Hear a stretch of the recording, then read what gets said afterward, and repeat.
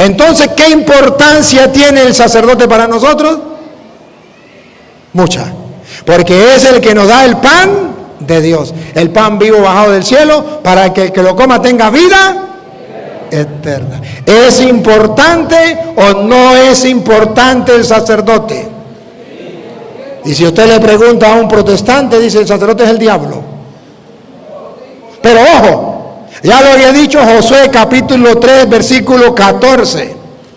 Dios ha puesto al sacerdote a la cabeza del pueblo, delante del pueblo, para salvar al pueblo. Si no está en la Biblia Reina Valera, no me crean. Pero ustedes van a ver cómo Dios salva al pueblo por medio de los sacerdotes. Y el sacerdote va delante del pueblo, porque es el que ofrece el pan de Dios. Él es el instrumento que Dios ha querido para que el mundo tenga la salvación. Tomen, coman, esto es mi cuerpo. Pero ¿cómo lo voy a comer? Porque hay sacerdotes que ofrecen el pan de Dios para que tengamos vida eterna. Y sin el sacerdote no lo podemos tener. El Señor esté con ustedes.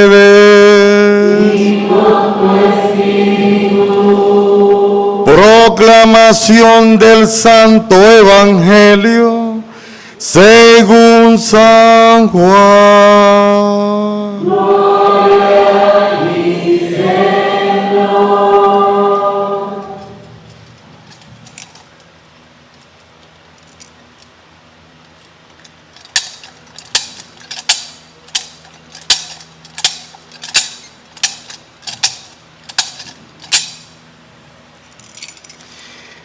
Antes de la fiesta de la Pascua, sabiendo Jesús que había llegado la hora de pasar de este mundo al Padre, y habiendo amado a los suyos que estaban en el mundo, los amó hasta el extremo.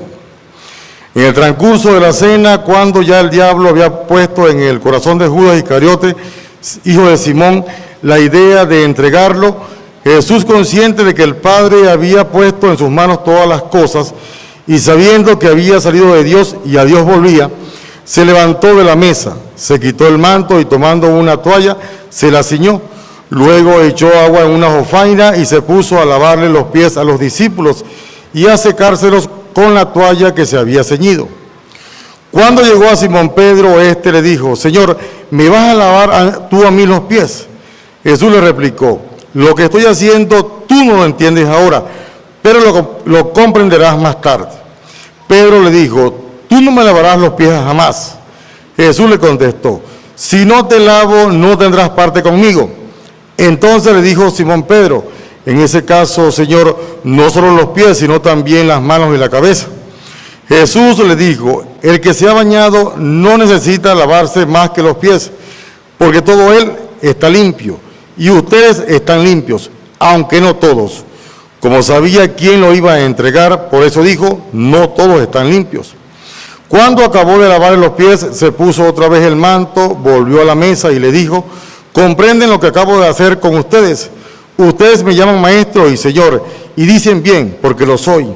Pues bien, que si yo, que soy el maestro y el señor, les he lavado los pies, también ustedes deben lavarse los pies los unos con los otros.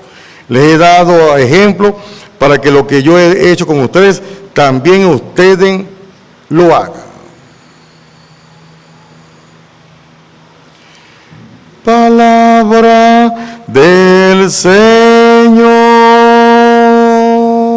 Gloria a ti, Señor Jesús. Por la proclamación de este santo evangelio se borren todos nuestros pecados. Sí. Vamos a compartir ahora la palabra del Señor.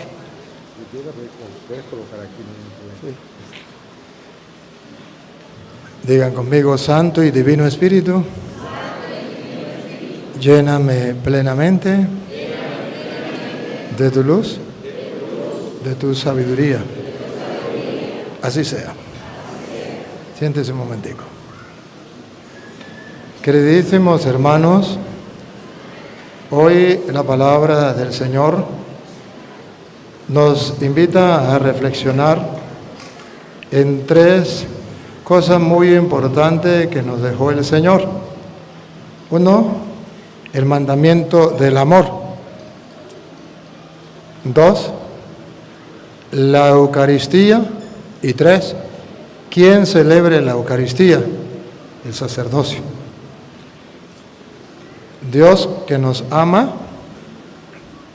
nos quiere alimentar con la Eucaristía, nos quiere salvar con su cuerpo y su sangre. Y para eso deja a hombres con el poder de hacer lo mismo que Él hizo y pueda llegar a todos. Trataré de explicarles un poquito lo que consiste el amor. El mandamiento del amor. Ustedes verán que en San Juan capítulo 13, el versículo 15, cuando termina el lavatorio de los pies, Jesús le va a decir unas palabras a ellos. ¿Qué dice el 15? Porque ejemplo considerado. Escuche, después que le lava los pies, ustedes vieron la significación. Después que le lava los pies, Jesucristo dice esta palabra. Porque ejemplo os he dado. ¿Quién no entiende esa palabra? Él nos dio el ejemplo. Y cuando nos da el ejemplo, ¿para qué es? ¿Para que lo hagamos o para que no lo hagamos? Pero para que lo hagamos. Para que como yo os he hecho, vosotros también hagáis. Si no lo entendían lo que significaba dar el ejemplo, Él lo explicó. Para que lo que yo he hecho, ustedes también lo hagáis. Ahí termina el 15. El 14. Pues si yo, el Señor y el Maestro, he lavado vuestros pies, vosotros también debéis lavaros los pies los unos a los otros. Si nos dio ejemplo para que lo hagamos, dice, pues si yo el Señor, ustedes me llaman Señor y lo soy, no están equivocados, pero si yo el Señor le doy el ejemplo, pues es para que ustedes se laven los pies los unos a los otros. En castellano, ¿qué significa eso? ¿Quién le lavaba los pies a quién?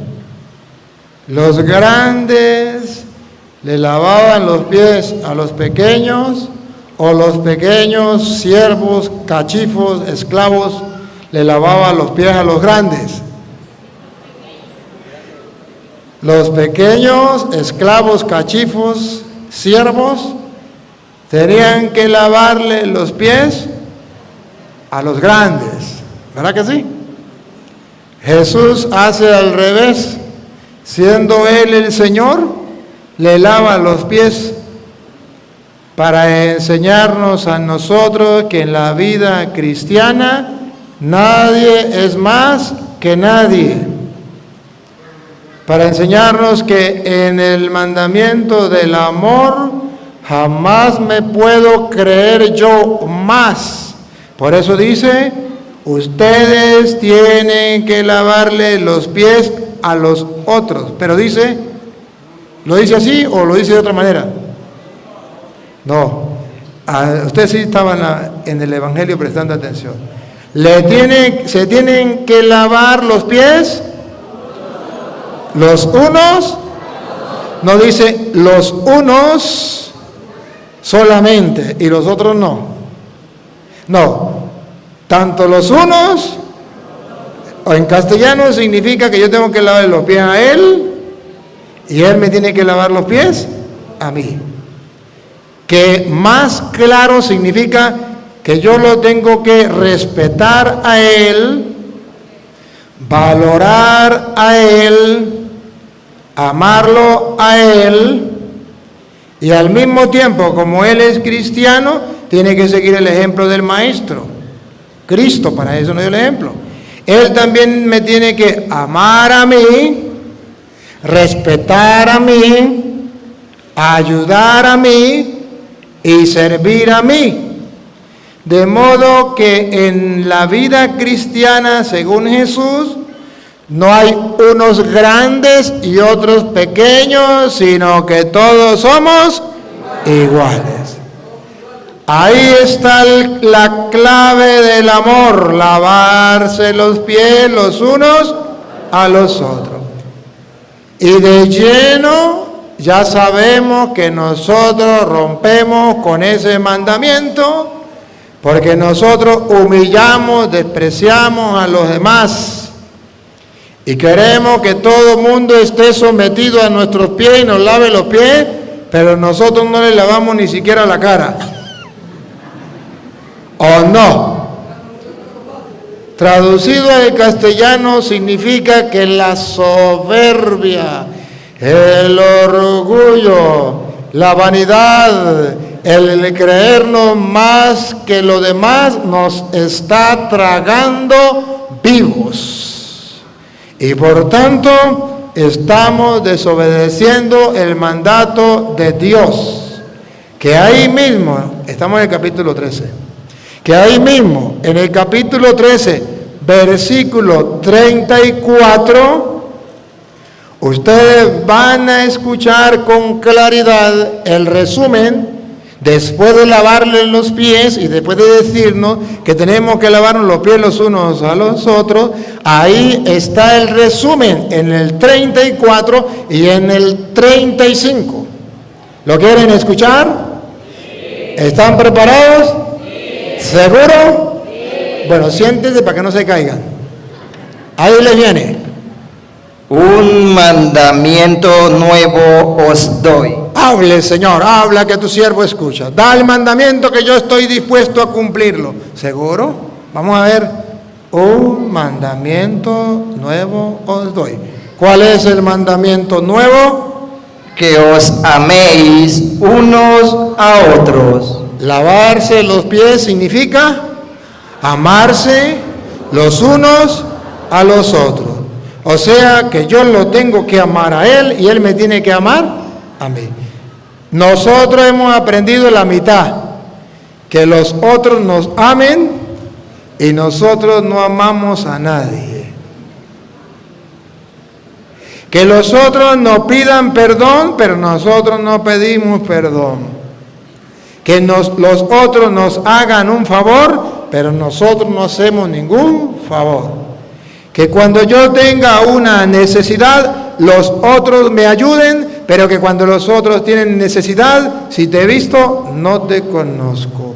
O aquella canción que dice, cuando uno está en condición, tiene amigos a granel, pero si el destino cruel hacia un abismo nos tira, vemos que todo es mentira y que no hay amigo fiel.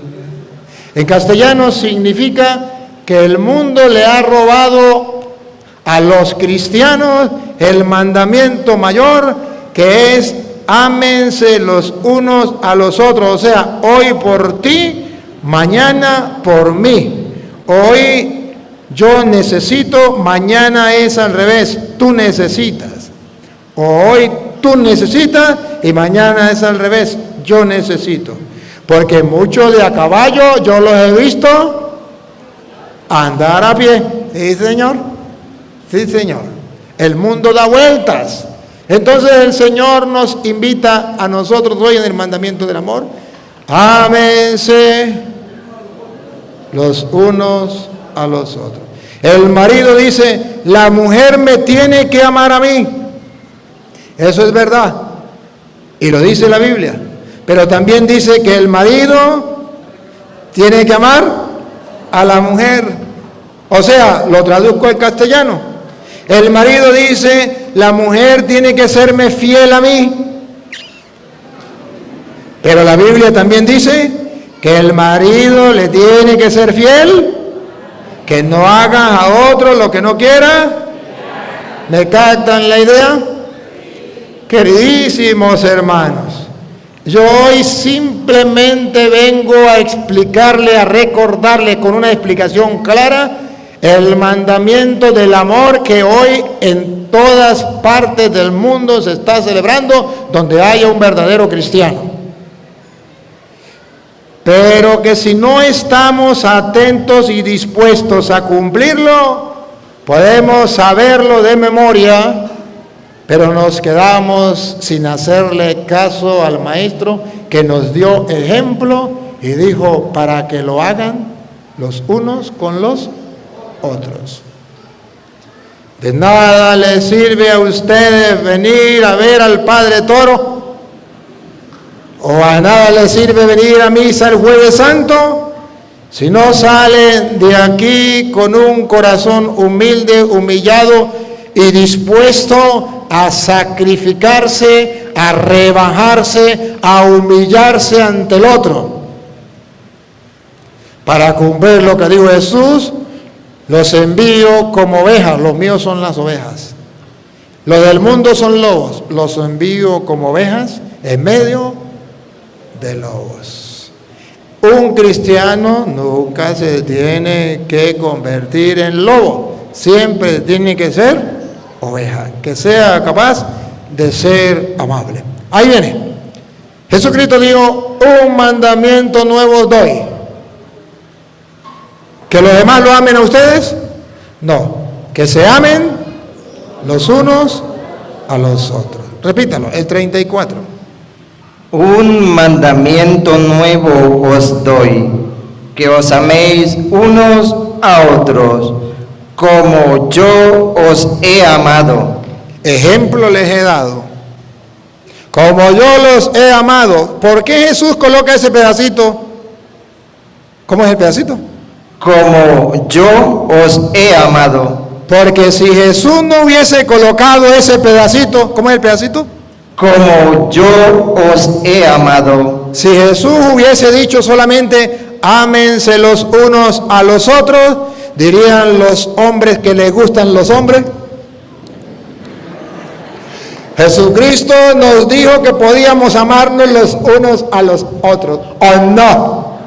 Y dirían las mujeres que les gustan las mujeres, las nenas con las nenas, los nenes con los nenes, porque el Señor dijo, ámense los unos a los otros.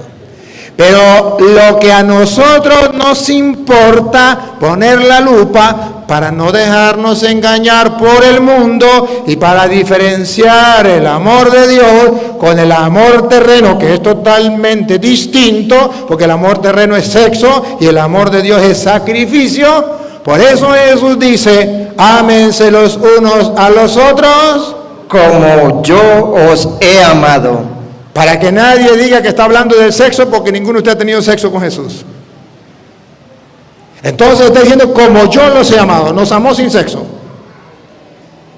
Pero la muestra del amor es, tanto amó Dios al mundo, que entregó a su Hijo. Ahí está el crucifijo. Aquí todavía, verá que hoy fui Jueves Santo. En el crucifijo está la muestra del amor. Grande. Ahí está la muestra. Tanto amó que murió por mí. De modo que nunca olviden, cristianos, que el mundo de hoy nos está inyectando otra clase de amor, que no es el de Cristo, porque el de Cristo tiene la característica clara, como yo los he amado a ustedes. Sigue el 35. El 35 tiene algo característico propio del cristiano que no puede evitar o no puede elegir no amar. No puede sacar excusas. Atención. En esto conocerán todos que sois mis discípulos. En esto conocerán todos que son mis discípulos. Que se metan a evangélico y se llamen cristiano evangélico. ¿Ahí? No, Señor. En esto conocerán todos que son mis discípulos. Que se llamen carismáticos. ¿Ahí? Ah, no. Que se llamen cursillistas. ¿Ahí? Que se llamen legionarios. ¿Ahí? Que se llamen emausianos. ¿Ahí? Ahí lo conocerán que son mis discípulos, en que sean curas, en que sean obispos. No. En esto conocerán que sean mis discípulos. ¿En qué? Si tuviereis amor los unos con los otros. Se lo traduzco al castellano. Que si un obispo no es capaz de amar, sacrificarse por los demás, muy obispo es, pero dejó de ser auténtico discípulo de Cristo. Que tape los oídos, Padre Héctor. Que si un cura no es capaz de amar al prójimo y de aceptarlo como es y de sacrificarse por esas personas, entonces será muy cura, pero no es auténtico discípulo de Cristo. Porque repita el 35. En esto conocerán todos que sois mis discípulos. Puede meterse evangélico, a mí qué me importa. Se puede llamar pastor, evangelista, profeta, a mí qué me importa. En esto conocerán que son mis discípulos. ¿En qué? Si tuviereis amor los unos con los otros. En esto conocerán que un evangélico es verdadero discípulo. Si aman al Papa, si aman a los obispos, si aman a los curas, si se aman los unos a los otros. Yo soy cristiano evangélico, yo soy verdadero discípulo de Cristo, pero el Papa es la bestia. Los obispos, los curas del diablo con sotana. Pero usted es verdadero discípulo de Cristo. Claro que sí, porque soy cristiano evangélico. Error, error, error. ¿Qué dice el versículo 35? En esto conocerán todos que sois mis discípulos. ¿En qué? Si tuviereis amor los unos con los otros. Los protestantes raspados. Raspados. ¿O no? En esto conocerán que son mis discípulos si aman al Padre Toro, los evangélicos. Por eso los que me escriben me maldicen. Yo un día venía de Estados Unidos y llegué a México. Bajé el avión. Y uno lleva sorpresa siempre. Gente que de repente lo reciben a uno, o lo encuentran, lo conocen. Padre. Y me bajé del avión y había un poco gente. Y cuando uno dice, ¿usted es Luis Toro? Yo le digo, sí. Me voy con esa emoción a saludarlo. Le digo, hola, ¿cómo está? Qué alegría. Digo, no, yo no le puedo dar la mano al hijo de Satanás. Usted es el hijo de Satanás. Y le dije, pues el hijo de Satanás lo quiere saludar. Dijo, no lo puedo saludar a usted. Usted no lo puedo saludar. Y estaban todos ahí mirando y la gente le dio risa. Y dice, usted es un diablo. Y comenzó a insultarme, pero peor que cualquier mundano. Y yo a escucharlo. Y después que me insultó, me dijo, usted es hijo de Satanás y yo soy cristiano evangélico. Por eso no le puedo dar la mano. Y yo le dije, no se presente porque ya todo el mundo se dio cuenta quién es el cristiano, si usted o yo. Porque el mandamiento del amor dice, en esto conocerán que son mis discípulos, en que se amen los unos a los otros. Quedó callado, la gente le dio risa y se quedó sin palabras. Pero ¿es o no es? En esto conocerán que son mis discípulos. Usted puede ser que usted venga a la iglesia todos los días y sea que usted le lave las sotanas al cura, que sea el que lave la iglesia, a mí qué me importa. Pero si usted no es capaz de amar a los demás, de respetar a los demás, de tratar con amor a los demás, de perdonar a los demás, usted no es cristiano verdadero. ¿Me captan la idea? El mandamiento del amor. Hoy nos lo deja el Señor. En el capítulo 15, versículo 13 del mismo San Juan, Jesucristo viene a darnos otra lección sobre el mandamiento del amor. Nadie tiene mayor amor. Nadie tiene mayor amor. ¿Quieren ver quién es el que tiene mayor amor? La esposa, el esposo, el papá, la mamá, el hijo, la hija, los evangélicos, los católicos. ¿Quién tiene mayor amor? Otra vez. Nadie tiene mayor amor. Dígalo, suéltalo. ¿Quién tiene mayor amor? Que este. ¿Cuál? Que uno ponga su vida por sus amigos. Bárbaro. El amor que Cristo da es un amor sacrificial, ágape. Ágape. Ágape significa me sacrifico y celebro ese sacrificio por amor. Y le digo, Señor, me dieron más palo que una gata ladrona, me insultaron, me calumniaron, me despreciaron, hicieron conmigo, barrieron el piso conmigo y todo eso, y yo lo soporté por ti, porque te amo. Eso se llama amor ágape. Cuando yo lo sacrifico, cuando yo me sacrifico y lo celebro ante Dios y le digo, gracias por permitirme sufrir esto por ti, por amor a ti. Bárbaro. No hay mayor amor que ese, que el que da la vida por sus amigos.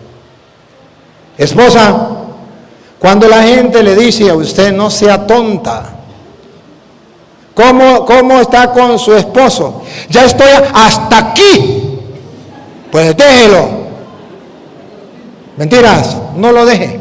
Porque está a punto de dar la vida por su esposo. Está a punto de manifestar el mayor amor. Y el mayor amor es cuando das la vida. ¿Me captan la idea? Y ustedes al llegar al punto del mayor amor, se separan y dicen, es que no había amor. ¿Cómo que no había amor? Si ya casi llegaba al amor auténtico y abandonó la oportunidad. ¿Cuándo ama el marido a la mujer? Cuando deja el licor por su esposa, muere a sí mismo por su esposa.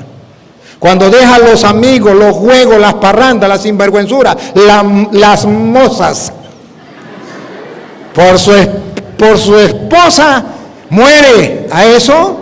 Entonces ese es el mayor amor.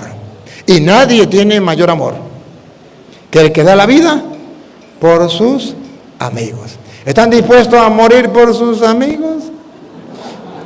Nadie tiene mayor amor, pero no solamente por los amigos, porque es que Jesucristo viene a decirnos a nosotros cómo es el verdadero amor que Dios nos pide. En el capítulo 5 de San Mateo, versículo 38, Jesucristo nos viene a enfocar, nos viene con ejemplos.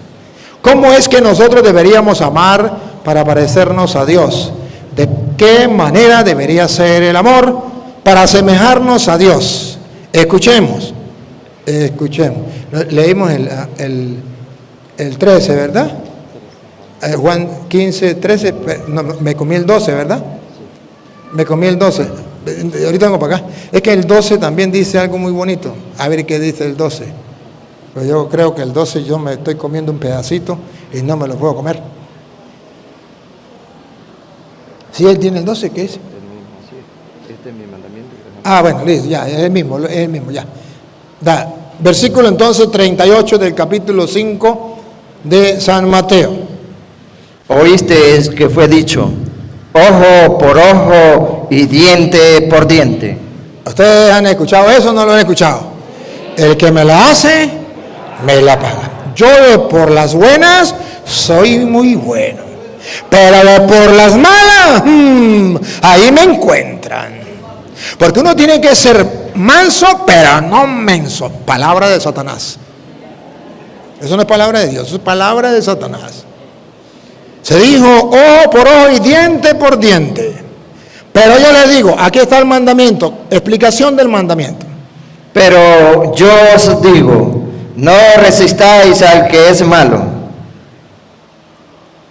Cuando una persona es mala, y nos vamos a encontrar muchas personas malas en la familia, en los amigos, en la iglesia, en los grupos de apostolado, en la calle, en todas partes. Pero yo les digo, no resistáis al que es malo. cuando yo me encuentre con una persona mala, ¿me tengo que poner a la misma altura siendo más malo que él? No. Dice Jesús, baja la guardia. Aprende a perder, perdiendo también. Y cuando usted pierde, baja la cabeza, usted está muriendo. Y si el grano de trigo muere y cae en tierra y muere, dará fruto. Pero si no muere, quedará infecundo, dígalo. Quedará infecundo. Este chamo está en la jugada. Quedará infecundo. No pongamos resistencia a los malos. Bajemos la cabeza. Los malos son los lobos y nosotros los corderos. Los envío como ovejas en medio de lobos. Y entonces, ¿qué voy a hacer yo con un malo? Cuando usted está jugando fútbol y hay una persona mala, le mete un puntapié y lo deja brincando, viendo candela en la cancha. ¿Qué tiene que hacer? ¿Pararse y agarrar los golpes? No. Tiene que revolcarse ahí para que el árbitro saque la tarjeta roja fuera. Y yo me quedo. Y si yo lo agarro a puño, viene el árbitro y dice roja y roja fuera los dos. ¿O no? Dios es el árbitro.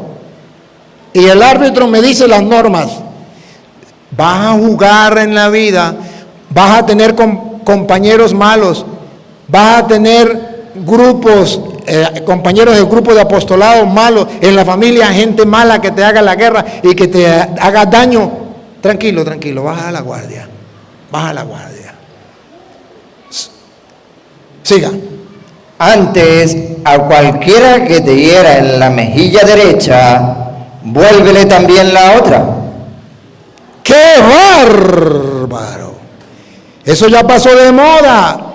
Eso era para los antiguos, que eran bobos. Nosotros que estamos actualizados, no.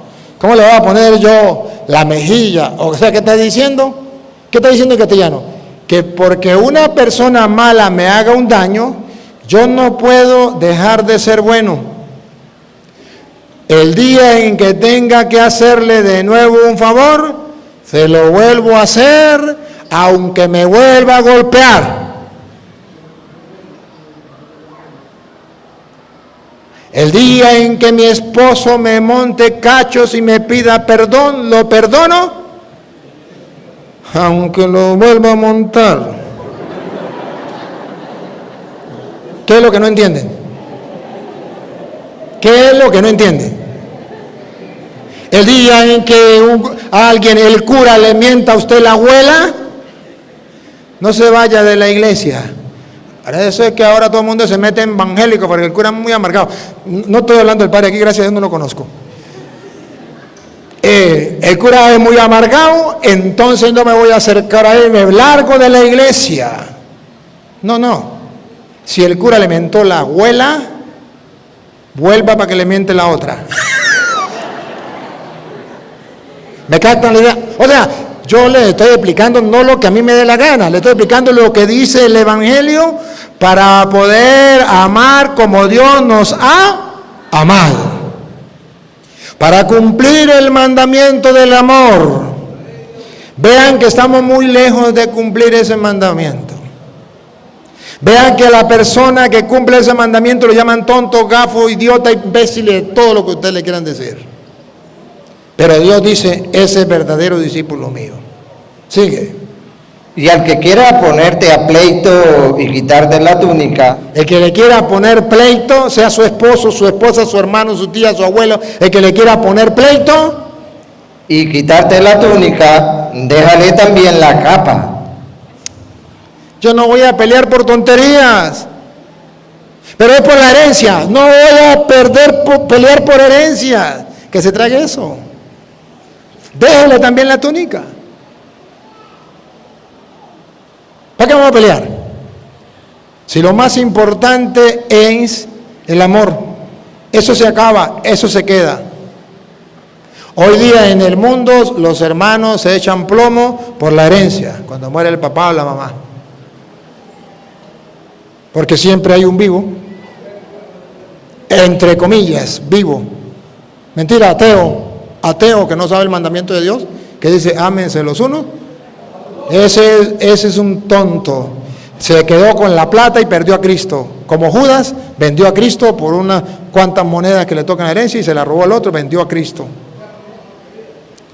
Sigue. Y a cualquiera que te obligue a llevar carga por 1 milla, ve con él 2.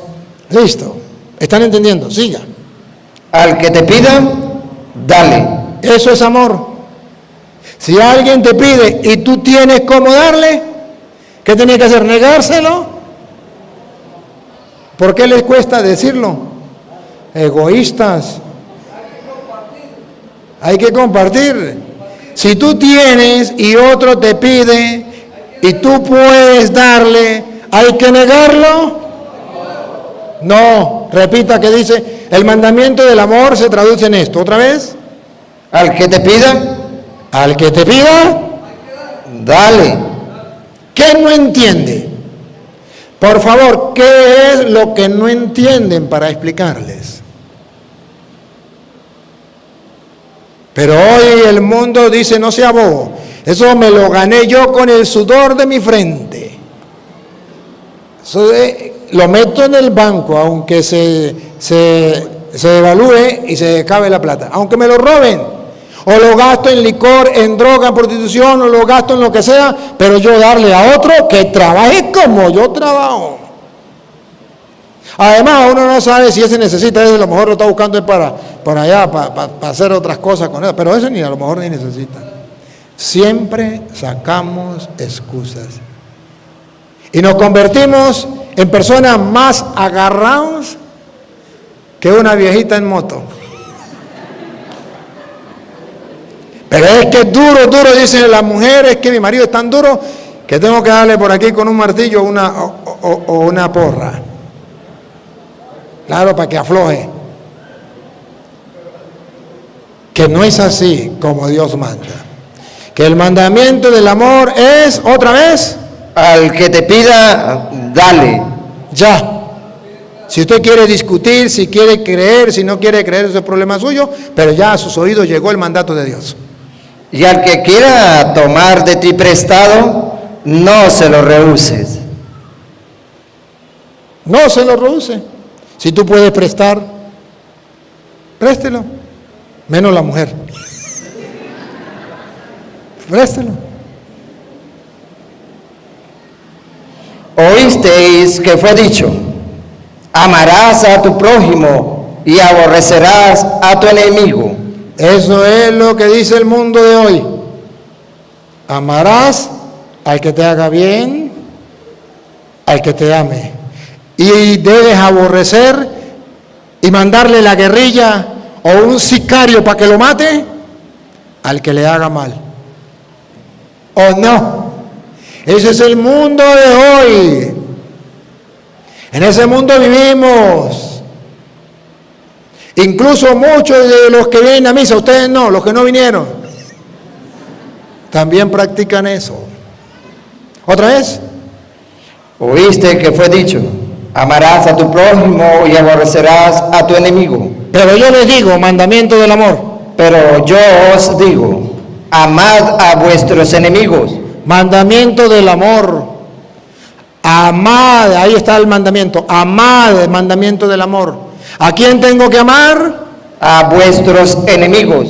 ¿A quién tengo que amar como cristiano? A vuestros enemigos. ¿Qué es lo que no entienden de aquí?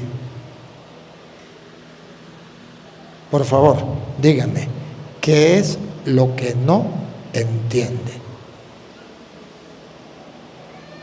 Porque siempre sacamos excusas, es que yo no le hablo a Julano, pero mire padre, yo le voy a explicar por qué, porque usted no sabe lo que me hizo. Después que yo le explique, a mí qué me importa, ni me lo explique, ni quiero escucharlo, ni quiero explicaciones. El mandamiento de Dios dice, ama a tu enemigo, punto de dicho, caso cerrado, no se hable más. Lo demás viene del diablo. ¿Otra vez? Pero yo os digo, amad a vuestros enemigos. Repite profundo.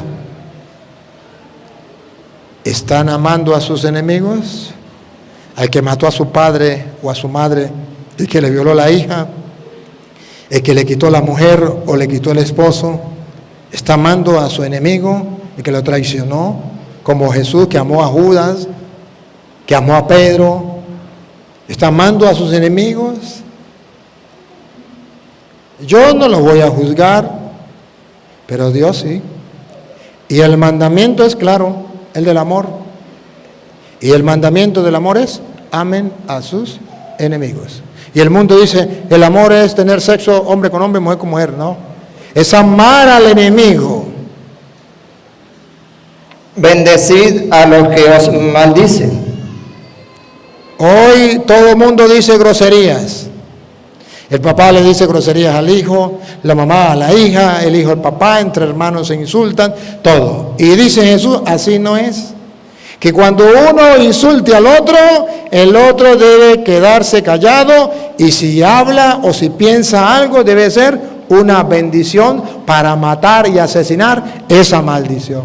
Porque el mal se vence a fuerza de bien. Pero hoy día, cuando una persona me insulta, yo le correspondo con un insulto más grande. ¿Ese es el mandamiento del amor? No. Haced bien a los que os aborrecen. Al que le haga un mal, tú hazle un bien. ¿Lo estás practicando? 20 puntos. ¿No lo estás practicando? 0-1. Fariseo, hipócrita, raza de víbora, sepulcro blanqueado. Y orad por los que ultrajan y os persiguen. Oren por los que los ultrajan y los persiguen. ¿A ustedes no lo han ultrajado en la iglesia? ¿No lo han perseguido incluso dentro de la iglesia o fuera de la iglesia? Si no han pasado por ahí, prepárense porque les va a tocar. Para que seáis hijos de vuestro Padre que está en los cielos. Así sí, ahí sí serán hijos de Dios. Va. Luego dice Primera de Juan, capítulo 4, versículo 20. Viene a decir que usted y yo nos llenamos la boca de aire diciendo que yo amo a Dios. Pero a la suegra no la puedo ni ver esa vieja. Porque yo creo y tengo mi presentimiento que esa vieja es hasta bruja. Y me ha fumado el tabaco. Seguro que sí. Va, escuche. Si alguno dice, yo amo a Dios y aborrece a su hermano, es mentiroso. ¿Cuántos mentirosos existirán aquí? ¿Cuántos habrá aquí que son mentirosos? ¿Quiénes son los mentirosos otra vez? Si alguno dice, yo amo a Dios. ¿Usted ama a Dios? Oh sí, Padre. Y aborrece a su hermano. ¿A quién aborrece? ¿A su suegra? ¿Al que le quitó la mujer? ¿Al que le mató al hijo? ¿A quién aborreces? Si amas a Dios y aborreces, póngale el nombre que usted quiera. Entonces, ¿qué es? Es mentiroso. Más claro no canta un gallo. El problema no es que usted lo sepa. Hoy yo no vengo para que usted lo sepa. Es para que usted hoy lo crea, se convenza y salga dispuesto de aquí a practicar el mandamiento del amor. Solo y únicamente solo así alcanzará el premio, la vida del reino de los cielos, donde reina el amor, y no irá al infierno donde reina el odio. Capítulo 3 del misma carta de San Juan que estamos leyendo, Primera de Juan, capítulo 3, versículo 11 en adelante. Esta explicación del amor me parece tan fascinante, tan emocionante, que lo quiero compartir con ustedes. A ver, Primera de Juan, capítulo 3, versículo 11.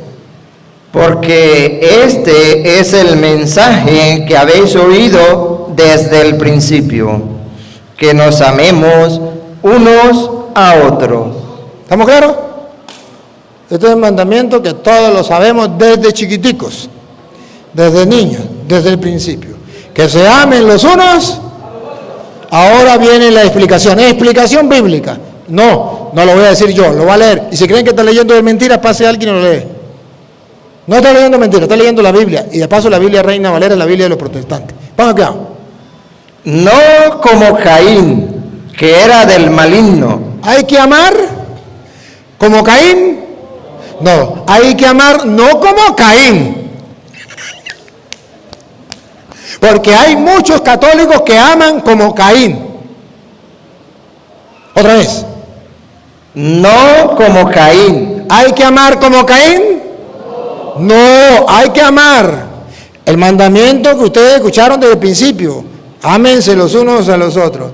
Pero hay que amar, pero ojo, no hay que amar como Caín. ¿Quieren saber cómo amó Caín?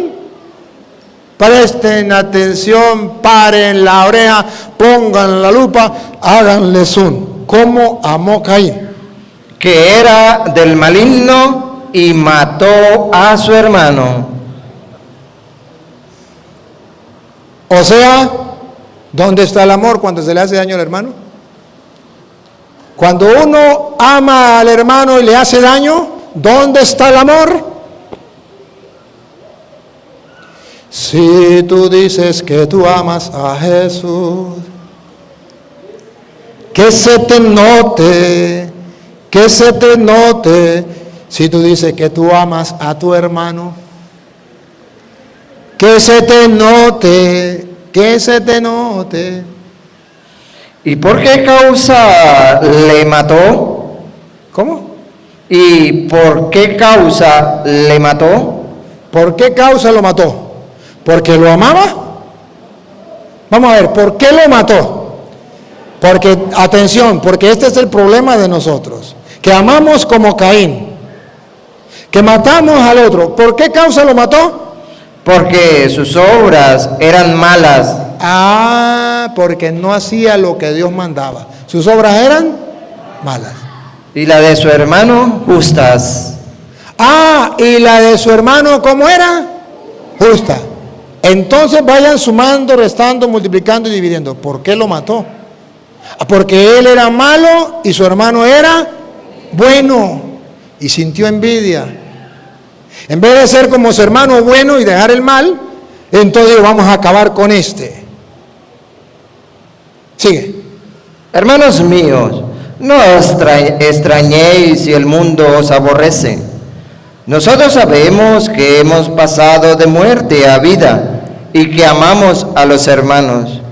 El que no ama a su hermano permanece en muerte.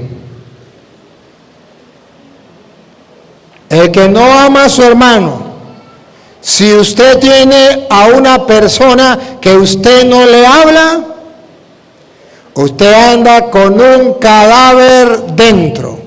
Usted está muerto en vida. Usted hiede.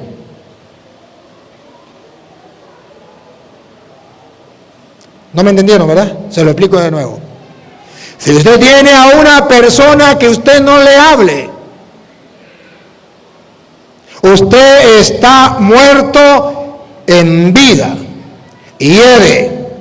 Anda con un cadáver dentro. El mandamiento del amor no existe para ti. Es como Caín, que mató a su hermano porque era bueno. Y Caín era malo. Por eso la iglesia dice que una persona que odia a otra no puede comulgar. Pecado mortal. Sigue. Todo aquel que aborrece a su hermano es homicida. Todo aquel que aborrece a su hermano es un asesino. ¿Qué es lo que no entienden? Díganme, ¿qué es lo que no entienden?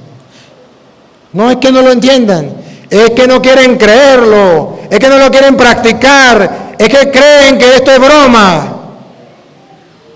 Y sabéis que ningún homicida tiene vida eterna permanente en él. Ningún asesino tiene vida eterna. Ninguno. O sea que ninguna persona que odia a otra tiene vida eterna. Está muerto. Llámese cristiano evangélico, llámese obispo, llámese cura, llámese emausiano, carismático, cursillista, a mí qué me importa. Ponga el nombre que quiera. En esto hemos conocido el amor, en que Él puso su vida por nosotros. También nosotros debemos poner nuestras vidas por los hermanos. Él dio la vida por nosotros, nosotros tenemos que dar la vida por los hermanos. ¿Y saben qué es dar la vida por los hermanos? Tener que aceptar a la persona que me hizo daño, eso es morir a uno, morirse. Tener que aguantárselo, tener que verlo en el trabajo, tener que verlo en la casa, tener que verlo, es morir. Pero eso es amar.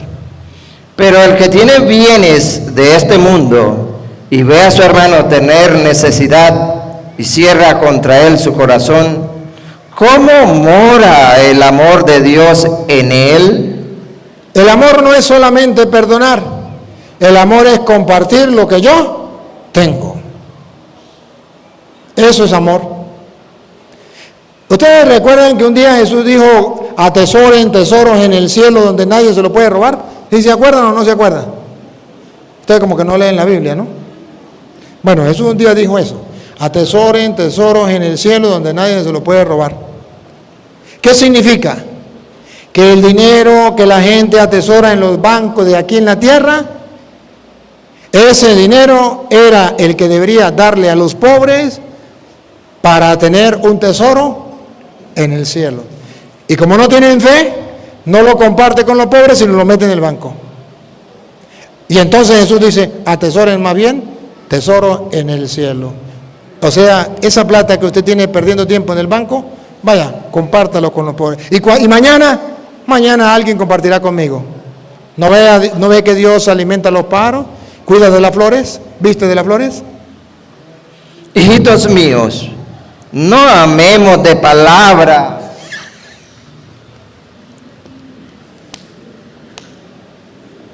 ¿qué come que adivina? hijitos míos, Con el corazón en la mano les hablo. Otra vez. hijitos míos, Los amo de corazón, hijitos míos. Porque los amo, les digo las cosas claras. no amemos de palabra.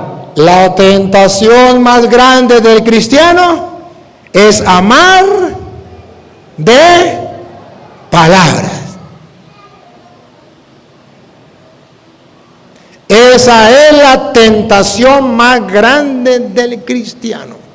Llámese obispo, llámese cura, llámese laico, llámese como se llame.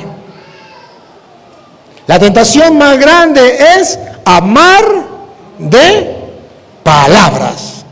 Así amaba Caín, amaba a su hermano, pero de palabra. Y porque lo amaba de palabra, lo mató. Otra vez. Hijitos míos, no amemos de palabra, ni de lengua. Ni de lengua. Yo sí amo a los demás. No, con hechos. Que se te note, que se te note. El amor se ve. El hijo le dice a la mamá: yo te amo, mamita, yo te amo.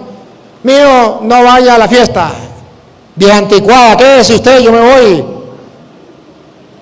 Ay, cuánto ama a su madre, ¿verdad?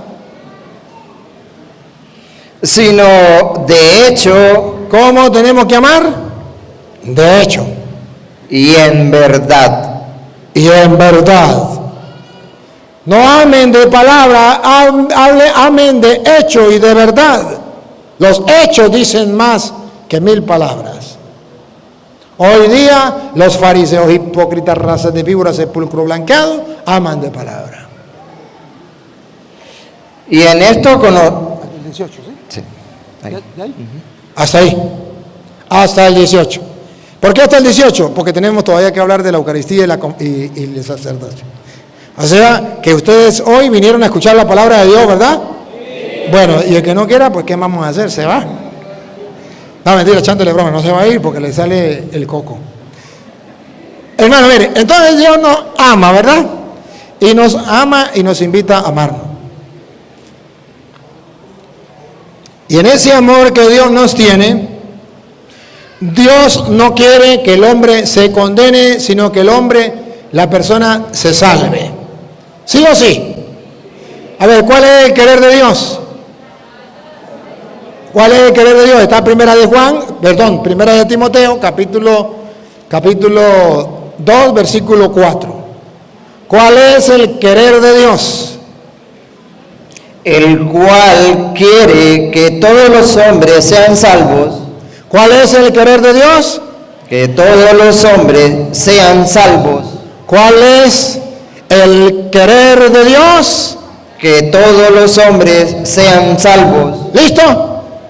¿Cuál es el querer de Dios? Y por eso mandó a Jesucristo que por amor diera la vida por nosotros. ¿Para qué? Para salvarnos. Para salvarnos. ¿Y de qué quería salvarnos? Del pecado y de la muerte. Dos cosas que Adán cometió. Por Adán, pues se cometió el pecado y por Adán llegó la muerte. Y Jesús vino a salvarnos del pecado y de la muerte. Y a ver, ¿y cómo fue que Adán pecó?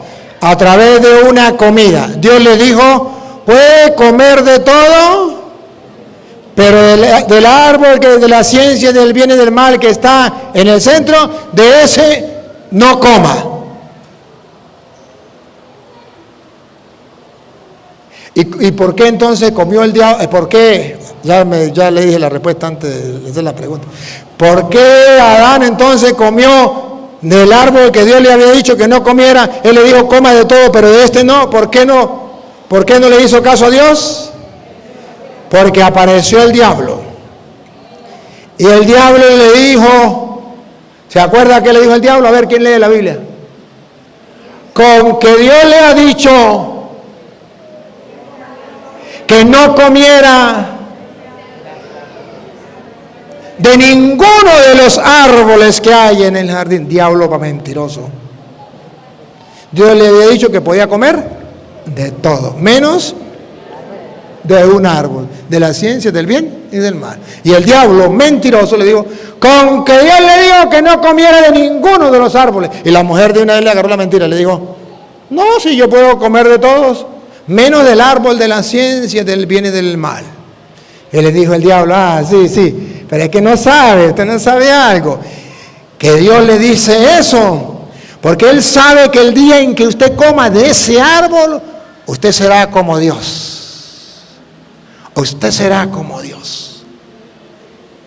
No se ponga a pararle a Él. Hágame caso a mí.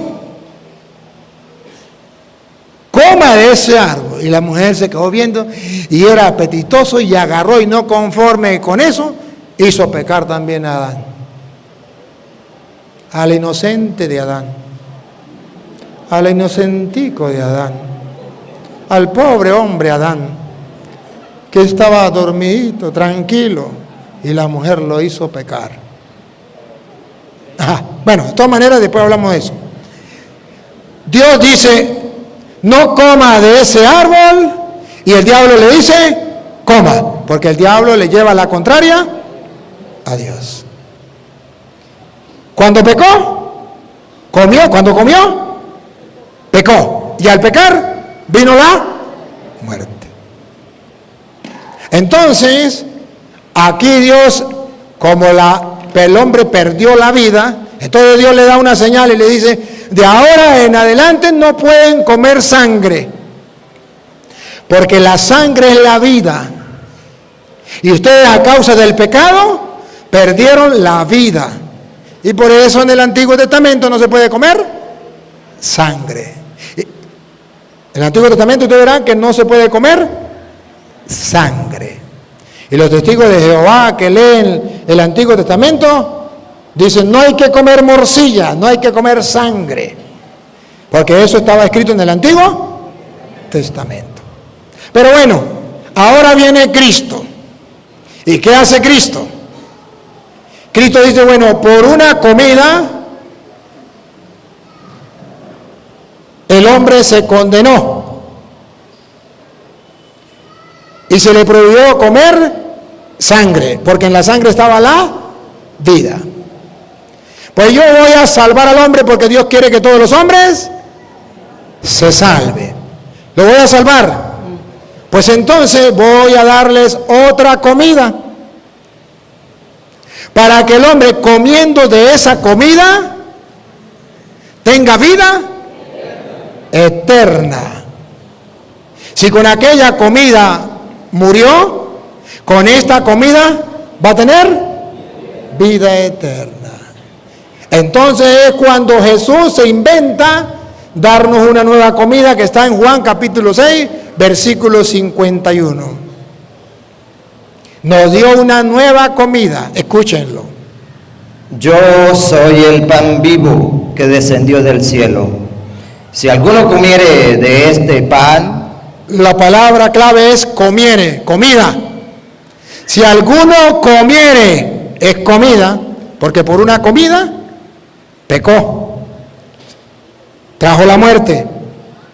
Ahora por una comida, ¿qué va a pasar? Otra vez, si alguno comiere de este pan, ¿qué pasará? vivirá para siempre. ¡Ah, bárbaro! Entonces Jesús, lo que perdimos por causa de Adán en una comida, ahora lo recuperamos en Cristo por una comida. Pero ojo, allá Dios dijo, no coman. ¿Y quién fue el que dijo que comieran? El diablo. Ahora Jesús, ¿qué dice? Yo soy el pan vivo bajado del cielo. Si alguno comiere de ese pan, vivirá para siempre. ahora Jesús dice que hay que comer de esta comida para vivir para siempre. Adivinen qué dice Satanás. Todo lo contrario. Allá Dios dijo, no coman, y el diablo dijo, coman. Aquí Dios dice, coman, y el diablo dice, no coman. Pero el diablo no va a venir con cocha y ¿cómo es? Cacho y cola. Buenas noches, yo soy don Satanás. Vengo a decirle que no coman de ese pan vivo bajado del cielo, porque el día en que coman vivirá para siempre y yo me los quiero llevar para el infierno. ¿Cuántos se quieren ir para el infierno conmigo? Nadie lo seguiría. Nadie lo seguiría. Pero si Satanás se viste de pastor evangélico, Dios te bendiga, hermano, Dios te bendiga. Vengo a predicarle la palabra de Jehová, porque dice Juan capítulo 8, versículo 47, aleluya, gloria al Señor. El que es de Dios, la palabra de Dios, escucha, y si usted no la escucha porque no es de Dios. Querido hermano, si usted me rechaza a mí, no me rechaza a mí, rechaza a Jehová que me ha enviado. No coman de ese pan. Eso es mentira. Eso no es para tener vida, eso es mentira. Eso es un mero símbolo, eso es engaño de los curas. Entonces usted dice, Satanás no está por ahí. Yo no lo veo. Yo lo que veo es un cristiano evangélico que me dice que no tengo que comer, cuando Cristo me dice que sí tengo que comer. Y como Eva no se dio cuenta que era el diablo que le estaba hablando a través de una culebra, los católicos no se dan cuenta que es el diablo que le está hablando a través de los evangélicos. Bárbaro. Bárbaro. Y entonces el diablo viene a hacerle la contraria a Cristo. Pero entonces Cristo no nos ofrece solamente una comida, sino también nos ofrece una bebida. Si allá no podíamos comer, porque moriríamos. Y cuando se comió el pecado, entonces se nos prohibió comer sangre, porque ahí estaba la vida. Pero cuando Jesucristo nos va a salvar, en el versículo 53, el 55 mejor, ¿sí? Ajá. El 54. El 54. Pongan cuidado lo que dice el 54. El que come mi carne. Allá no teníamos que comer. Y el diablo le dijo, coman. Aquí Jesús dice, coman. El que coma mi carne y bebe mi sangre. Bárbaro. En el Antiguo Testamento se decía que la sangre no se podía beber, no se podía comer, porque la sangre era símbolo de vida. ¿Y qué fue lo que perdimos a causa del pecado? La vida. Por el pecado entró la muerte. Ahora Cristo viene a salvarnos del pecado y de la muerte. ¿Qué nos da? Si por el pecado, si por el comer vino el pecado y por el pecado vino la muerte y por la muerte entonces no podíamos comer sangre, ahora con la comida nosotros vamos a ser redimidos del pecado. Pero ahora Cristo nos dice que tenemos que beber su sangre. Y adivinen para qué. Pongan cuidado. El que coma mi cuerpo, El que come mi carne y bebe mi sangre, a ver qué es lo que Cristo nos quiere dar. tiene vida. O sea que en el Antiguo Testamento no se podía comer sangre, porque la vida estaba en la sangre y le pertenecía a Dios. El hombre lo había perdido a causa del pecado. Pero Cristo viene y con un alimento nuevo nos salva del pecado y nos da vida. Y por eso nos da su sangre. El que coma mi cuerpo y beba mi sangre Tiene vida eterna. recuperamos lo que Adán y Eva nos hicieron perder por hacerle caso al diablo y no a Dios. Pero el mismo diablo quiere que nosotros, como Adán y Eva, le hagamos caso a él y no a Dios. Por eso el católico se aferra y dice: yo le hago caso a Dios. Yo como su carne y bebo su sangre porque yo quiero tener vida eterna. Ya sé de sobra que el diablo va a mandar a unas personas que hacen el papel de la culebra para decirnos que no debemos comer su cuerpo y no debemos beber su sangre. Entonces hoy estamos celebrando, ¿qué celebramos?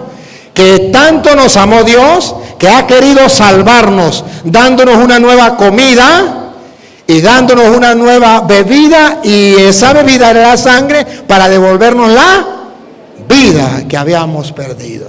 Y dice Satanás: yo no quiero eso, pero Jesús sí lo quiere. Al punto que dice: tendrá vida eterna. Y luego entonces, cuando Jesús nos dice que tenemos que hacerlo, viene algo muy curioso. Que los evangélicos, para engañar al católico como hizo la culebra con Adán y Eva, dice: pero eso es un mero símbolo. Para que no nos dejáramos engañar, Jesucristo fue claro. Versículo 53 y siguientes, del 53 al 55, completo. Escúchelo. Jesús les dijo: de cierto, os digo. Primero dice: si le hacen caso a Satanás y no comen, no tendrán vida. Pongan cuidado. Claro, el de Satanás lo pongo yo, pero se lo estoy mostrando. Dale. Si no coméis la carne del Hijo del Hombre, Haciéndole caso a Satanás, como Eva y Adán. Haciéndole caso a los protestantes que hacen el papel de la serpiente. ¿Otra vez? si no coméis la carne del Hijo del Hombre y bebéis su sangre, no tenéis vida en vosotros. Aunque se llame cristiano evangélico, ¿a mí qué me importa? El que come mi carne y bebe mi sangre tiene vida eterna, y yo le resucitaré en el día postrero. Aunque los evangélicos lo manden para el infierno y a los católicos están todos condenados para el infierno, ¿a mí qué me importa? Yo no creo en los evangélicos, yo creo en Cristo. Sigue. Porque mi carne, Aquí viene. Jesucristo no está hablando de modo simbólico. ¿Cómo lo sabemos? Aquí está la Biblia Reina Valera. Claro, porque mi carne es verdadera comida. que no entienden de esa palabra. Otra vez. Porque mi carne es verdadera comida. Los protestantes son tan tapados, que dicen, ahí Jesús quiso decir que eso era un símbolo. A Petronilo le patina el coco, le patina el coco, le patina el coco. A Petronilo le patina el coco, le patina el coco, le patina el coco. Hasta un niño se da cuenta que no es símbolo. ¿Otra vez? Porque mi carne es verdadera comida. ¿Qué es lo que no entienden? Los protestantes que dicen que ellos creen, mentira. Ellos son creyones, no son creyentes. Si fueran creyentes, creerían lo que Jesús dice. Mi carne es verdadera comida. Nosotros los católicos somos creyentes.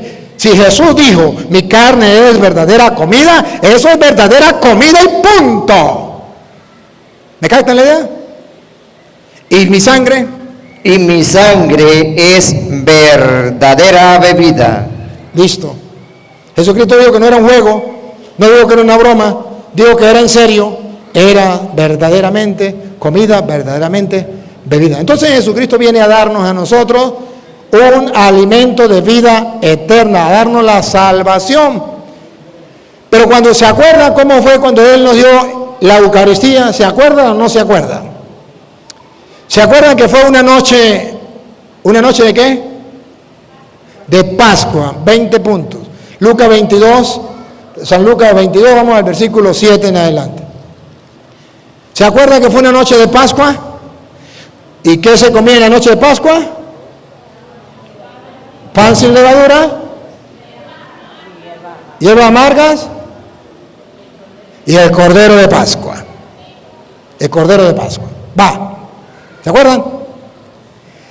Y cuando Jesús va a comer la última Pascua con sus discípulos, yo quiero que ustedes centren la atención en algo curioso.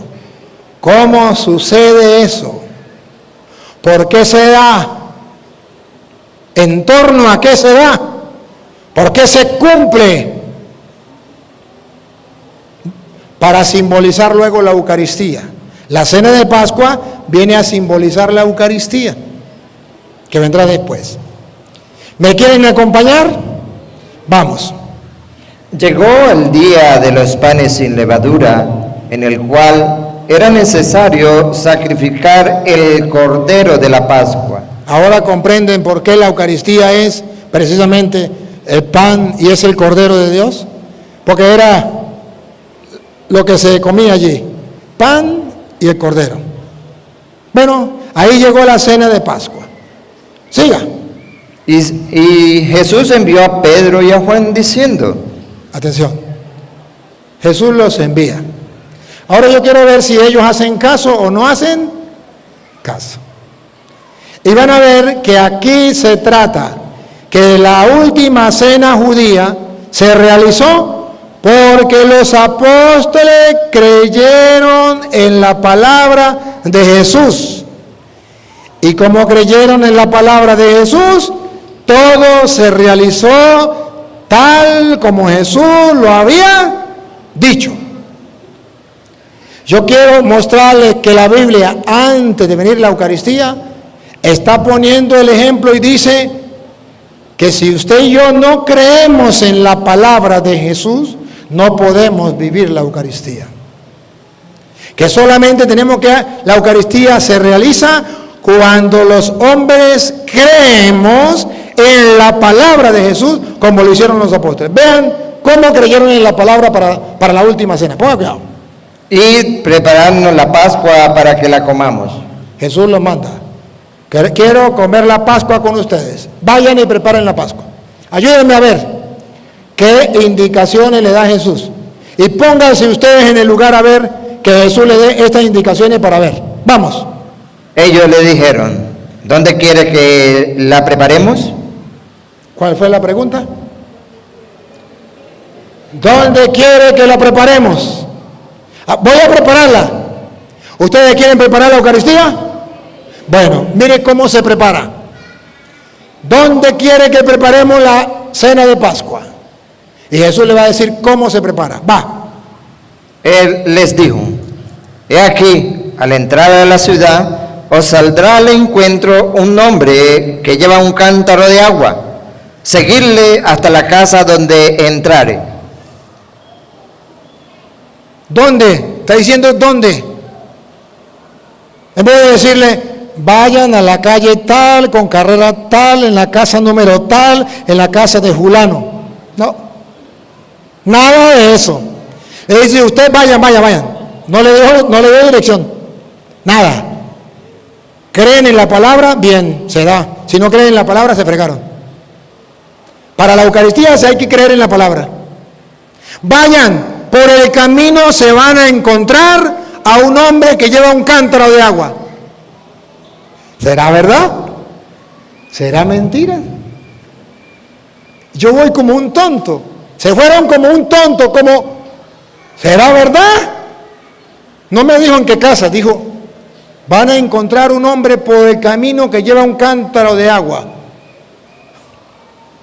Los discípulos tenían dos opciones, ¿le creo o no le creo? La Eucaristía tiene dos opciones, ¿le creo o no le creo?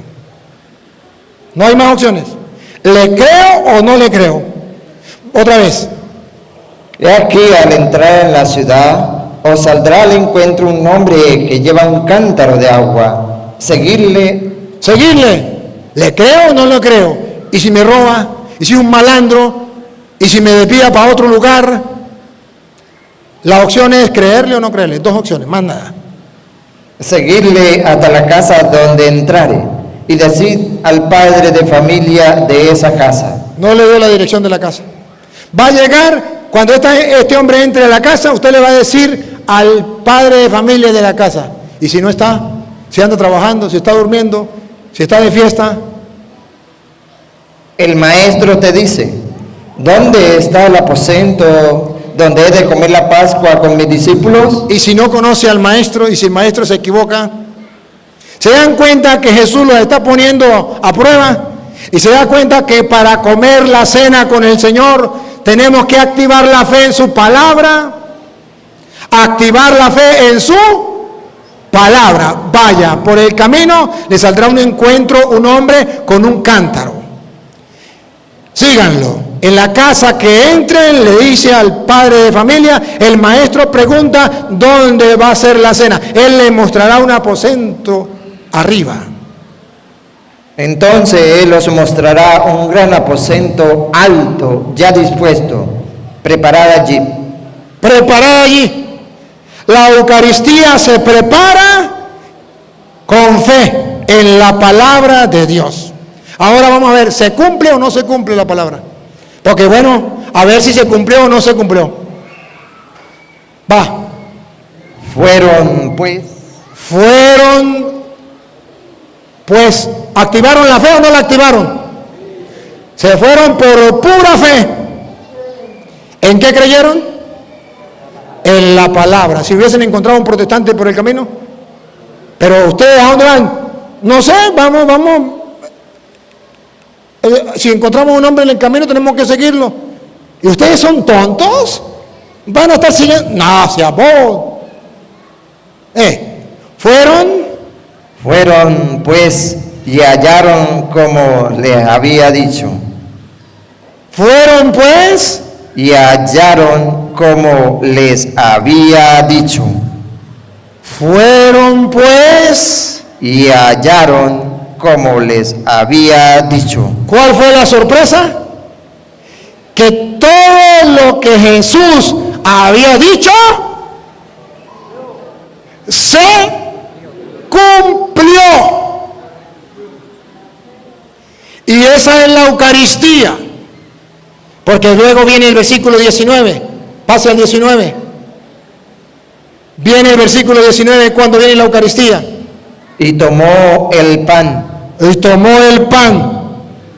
Y dio gracias. Y lo partió y les dio diciendo: esto es mi cuerpo. ¿Lo creo o no lo creo? Pero si dijo, vayan por el camino a encontrar un hombre que lleva un cántaro, síganlo. En la casa que entren, pregunten dónde está el jefe y díganle dónde está. Si ellos lo hicieron, ahora Jesús dice, pasó la prueba. Ahora agarra pan y le da, bendice, le dice, tomen, coman, esto es mi cuerpo. Ahora ellos tienen que creer en la palabra de Jesús. ¿Y qué es lo que tienen que creer? Que ese pan es su cuerpo. Pero ya tienen la experiencia que lo que Jesús dice, eso se cumple. Esto es mi cuerpo. ¿Ustedes no se dan cuenta que en la Eucaristía el sacerdote hace lo mismo? ¿Se acuerdan cuando el sacerdote está celebrando? Después que ustedes se arrodillan, el monaguillo toca la campanilla. Y ustedes se arrodillan y dice, porque Jesús en la última noche en que iba a ser entregado, tomó pan, lo bendijo, lo partió y se lo dio a sus discípulos diciendo, y el sacerdote se inclina, baja la cabeza, ya sé, porque va a pronunciar las palabras de Jesús que tenemos que creer, por las cuales la Eucaristía se hace realidad, se cumple su palabra. El sacerdote se inclina y dice, tomen y coman todos de él, porque esto es mi cuerpo que será entregado por ustedes. Hagan esto en conmemoración mía. Y el sacerdote levanta la hostia para decir, ¿creen en la palabra o no creen? Yo creo en la palabra, por eso me incliné. Y porque creo en la palabra, entonces se cumple lo que él dijo, tal como él lo dijo. Encontrarán un hombre que entrará en una casa, allá, síganlo, ¿no? Entra en la casa, pregunten y él le dirá dónde tiene que hacer. Y se cumplió como él lo había dicho. Ese es el anticipo de la Eucaristía. Cuando usted y yo vamos a la Eucaristía, vamos con la fe que se cumple tal y como él ha dicho. Al punto que el sacerdote se inclina ante las palabras de Jesús. Después tomó el cáliz, lo bendijo, lo pasó a sus discípulos diciendo, y se vuelve a inclinar. Tomen y beban todos de él, porque este es el cáliz de mi sangre, sangre de la nueva alianza, que será derramada por ustedes para el perdón de los pecados. Hagan esto en conmemoración mía. Y levanta el cáliz de nuevo para decirle, ¿lo creen o no lo creen? Y por eso cuando el sacerdote le va a dar la hostia a usted, ¿qué le dice? Él le muestra el pan. ¿Y qué le dijo Jesús? El 19:3, tomó pan. Esto es mi cuerpo. Jesús agarra y dice, tomó pan. Y tomó el pan y dio gracias y lo partió y le dio, diciendo, esto es mi cuerpo. Y cuando el sacerdote le da la hostia a usted, ¿qué le dice? El cuerpo de Cristo. ¿Y qué tiene que decir usted? ¿Y qué significa amén? Yo sí creo, sabiendo que los protestantes no creen, pero a mí qué me importa, yo sí creo. Por eso usted tiene que responder amén. Y si usted no responde amén, es porque usted no cree, catequista. Usted tiene que enseñarle al niño a decir, yo creo. Amén. Porque si no cree, se traga su propia condenación. Por no creer que ahí está Cristo. Entonces nosotros tenemos que hacer un acto de fe en la palabra. Nosotros creemos por la palabra, que se cumple como Él lo ha dicho. Se instituyó hoy la Eucaristía. Y volvamos a recordar entonces cuando instituyó la Eucaristía. ¿Cómo fue? ¿Otra vez? 19. Y tomó el pan. ¿Qué tomó en sus manos? Pan. No tomó la Biblia, no tomó otra cosa, tomó pan. ¿Lo entienden? Ajá. Y dio gracias. ¿Cómo se llama? ¿Por qué decimos Eucaristía? ¿Saben qué significa Eucaristía? Acción de gracias. ¿De dónde viene? De Jesús, que tomó pan y dio gracias. Eso se llama Eucaristía. Acción de gracias. Porque Jesús tomó pan y dio gracias. A eso se llama Eucaristía, acción de gracias. Tomó pan, dio gracias Y lo partió lo partió. y les dio, diciendo, ¿Qué le dio? Pan, diciendo, esto es mi cuerpo. ¿qué le dio? Esto es mi cuerpo. Traducido al castellano, ¿qué estaba diciendo? Este pan es mi cuerpo. Porque dijo esto. ¿Y qué fue lo que mostró? Pan. Entonces Jesús está diciendo, este pan es mi cuerpo. No estaba diciendo que era un símbolo. No estaba diciendo, este pan simboliza mi cuerpo. No, dice, este pan es mi cuerpo. Y entonces dice el protestante, o sea que ustedes son caníbales. Ustedes comen la carne de Jesús y la sangre de Jesús. Ustedes son caníbales. La ignorancia es atrevida. Porque los protestantes ignoran lo que dice Juan 1:29. Ahorita venimos para acá. ¿Qué dice Juan 1:29? ¿Por qué decimos que es la carne y la sangre de Cristo, el cuerpo y la sangre de Cristo? ¿Por qué? Escuchen a Juan 1:29. El siguiente día vio Juan a Jesús. ¿A quién vio? A Jesús. Que venía a él y dijo, ¿qué dijo de Jesús? he aquí el Cordero de Dios, que quita el pecado del mundo. Entonces no somos caníbales que comemos carne humana. Nos estamos comiendo la carne del Cordero de Dios que quita el pecado del mundo. Nos estamos bebiendo su sangre, la de la Pascua, la sangre que liberó al pueblo de Israel de la muerte. Entonces los protestantes son ignorantes y no saben que Jesús es el Cordero y por eso fue inmolado el día de los panes ácimos en que se inmolaba el Cordero de la Pascua. ¿Recuerdan? 19:7 de Lucas. ¿Se acuerdan? Cuando se inmolaba el Cordero de Pascua. Recuérdenlo. Llegó el día de los panes sin levadura, en el cual era necesario sacrificar el Cordero de la Pascua. Entonces nosotros no comemos la carne de Jesús porque seamos caníbales y comamos carne humana. Comemos el Cordero de Dios que quita el pecado del mundo y bebemos su sangre para tener vida eterna. ¿Lo captan o no lo captan? Falta de fe y conocimiento de la palabra de Dios. Entonces cuando nosotros comemos la Eucaristía es para tener vida eterna. Jesucristo nos dejó la vida eterna.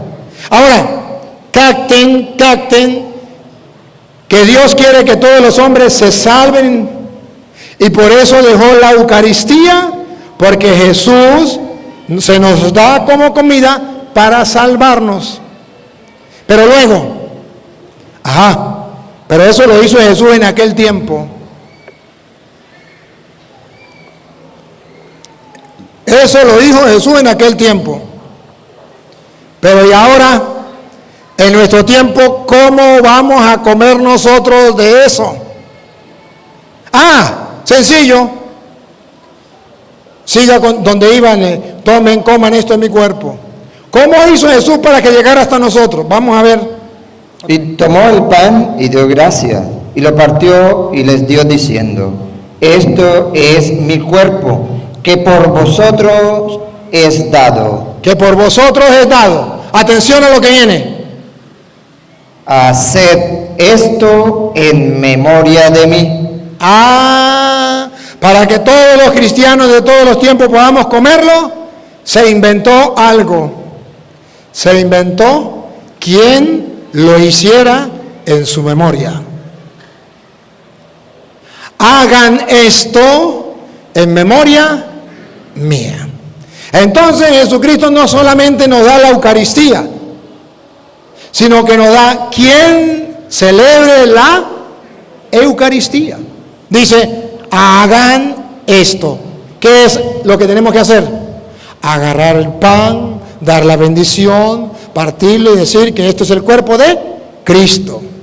Hagan esto. Ahora, ¿a quién le dijo que lo hicieran? ¿A cualquier persona? No. Dijo a los apóstoles: hagan esto en conmemoración mía. Y entonces, cuando les dio a los apóstoles la autoridad de hacerlo, ¿y qué era lo que tenían que hacer? Agarrar pan y agarrar vino y ofrecerlo en nombre de Cristo con las palabras de Cristo. ¿Y cómo se llama a esa persona que ofrecía el pan a Dios? Según la Biblia, dice desde el Génesis 14, versículo 18, ¿y qué nombre le pondremos? Matarirerireron.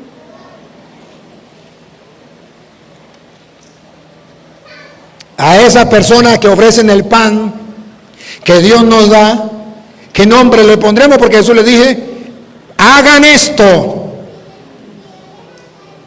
Agarrar el pan y ofrecerlo, igual que el vino. ¿Qué nombre? Vamos a ver. Entonces Melquisedec, rey de Salem y sacerdote. Subrayen la palabra sacerdote. Sacerdote. ¿Qué hacía el sacerdote Melquisedec? Del Dios Altísimo. El sacerdote del Dios Altísimo. Por eso hoy estamos celebrando el día del sacerdote del Dios Altísimo. ¿Y qué hacía el sacerdote del Dios Altísimo? Sacó pan y vino. Entonces el sacerdote del Dios Altísimo sacó pan y vino. ¿Y cómo fue la Eucaristía? Jesús tomó pan y tomó vino y le dijo a los apóstoles: hagan esto. Le dijo que también tenían que tomar pan y tomar vino y hacer eso que él había hecho. Y que solamente lo hacía él, sacerdote del Dios Altísimo. ¿Dónde más lo dice? Levítico capítulo 21, versículo 8. Levítico 21, 8. Si quiero lo leo desde el 7 en la Reina Valera, creo que tiene que ser desde el 7 en la Reina Valera. Con mujer ramera o infame no se casarán, ni con mujer repudiada de su marido, porque el sacerdote... Atención, que aparece aquí el sacerdote. ¿Quién es el que ofrece el pan de Dios? Vamos a ver, porque el sacerdote es santo a su Dios. Le santificarás, por tanto, pues el pan de tu Dios ofrece. ¿Qué hace el sacerdote? Pues el pan de tu Dios ofrece. ¿Qué hace el sacerdote? Pues el pan de tu Dios ofrece. El pan de tu Dios ofrece. Por eso Jesús tomó pan y le dijo a ellos: hagan esto en memoria mía. Los está nombrando sacerdotes. Pero ahí no dice la palabra sacerdote. Ahí no dice la palabra sacerdote. Tiene razón. Pero ahí dice que Jesús le agarró pan y les dijo: hagan esto en memoria mía. Y solo el sacerdote podía ofrecer el pan de su Dios. Lo dice Levítico y lo dice en Génesis. Más nadie podía hacerlo. Entonces, cuando Jesús le da a los apóstoles: hagan esto en memoria mía, los está nombrando sacerdotes. Entonces, ¿qué hace el sacerdote? Da el pan de Dios, el pan bajado del cielo. Y el que coma de ese pan vivirá para siempre. Entonces, ¿qué importancia tiene el sacerdote para nosotros? Mucha. Porque es el que nos da el pan de Dios, el pan vivo bajado del cielo, para que el que lo coma tenga vida eterna. ¿Es importante o no es importante el sacerdote? Y si usted le pregunta a un protestante, dice: el sacerdote es el diablo. Pero ojo, Ya lo había dicho Josué capítulo 3, versículo 14. Dios ha puesto al sacerdote a la cabeza del pueblo, delante del pueblo, para salvar al pueblo. Si no está en la Biblia Reina Valera, no me crean. Pero ustedes van a ver cómo Dios salva al pueblo por medio de los sacerdotes. Y el sacerdote va delante del pueblo, porque es el que ofrece el pan de Dios. Él es el instrumento que Dios ha querido para que el mundo tenga la salvación. Tomen, coman, esto es mi cuerpo. Pero ¿cómo lo voy a comer? Porque hay sacerdotes que ofrecen el pan de Dios para que tengamos vida eterna. Y sin el sacerdote no lo podemos tener. ¿Y cuál es la función del sacerdote? Salvar al pueblo, porque Dios quiere que todos los hombres se salven. El que coma mi cuerpo y beba mi sangre tendrá vida eterna, y yo lo resucitaré en el último día. Vean cómo a través del sacerdote Dios salva al pueblo. Y aconteció cuando partió el pueblo de sus tiendas para pasar el Jordán, con los sacerdotes delante del pueblo. ¿Cómo dice la Biblia?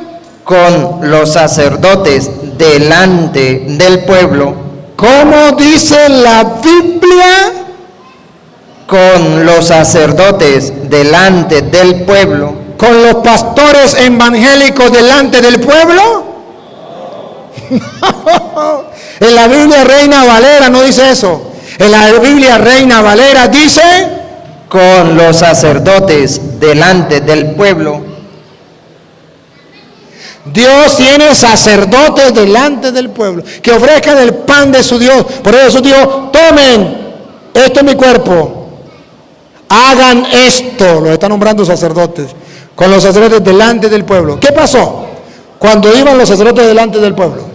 Llevando el arca del pacto. El pacto. Por eso Jesús habla del pacto, sangre del nuevo pacto, de la nueva alianza. Cuando los que llevaban el arca entraron en el Jordán, y los pies de los sacerdotes. Vean, no los pies de los pastores evangélicos, los pies de los sacerdotes Que llevaban el arca fueron mojados a la orilla del agua, porque el Jordán suele desbordarse por todas sus orillas todo el tiempo de la siega.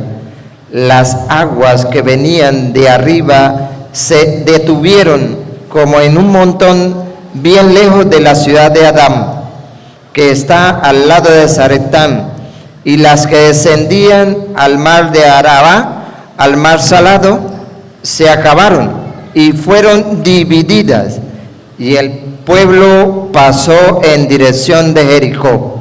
Cuando los pies del sacerdote tocaron el agua se abrió para allí y se abrió para acá. ¿Por qué? Porque para Dios sus sacerdotes son importantes para salvar al pueblo. Y vean que el pueblo se salvó. Pongan cuidado. Mas los sacerdotes que llevaban el arca del pacto de Jehová estuvieron en seco, firmes en medio del Jordán, hasta que todo el pueblo hubo acabado de pasar el Jordán. El pueblo se salvó. Todo el pueblo pasó el Jordán. Y todo Israel pasó en seco. Y todo Israel pasó en seco. Se salvó gracias a los sacerdotes que iban delante del pueblo y que al tocar el agua, el Jordán se abrió. ¿Qué está diciendo la Biblia? Que Dios ha dejado los sacerdotes para salvación del pueblo. Y el pueblo de Israel se salvó. Pasó el Jordán en seco. El Jordán se abrió y pudieron pasar. Ahí están los sacerdotes. Los protestantes ignorantes dicen: es que los sacerdotes se acabaron cuando vino Cristo. Ya no hay sacerdote. Cristo acabó los sacerdotes. No, la Biblia dice en Hebreos capítulo 7, versículo 12, que eso es mentira.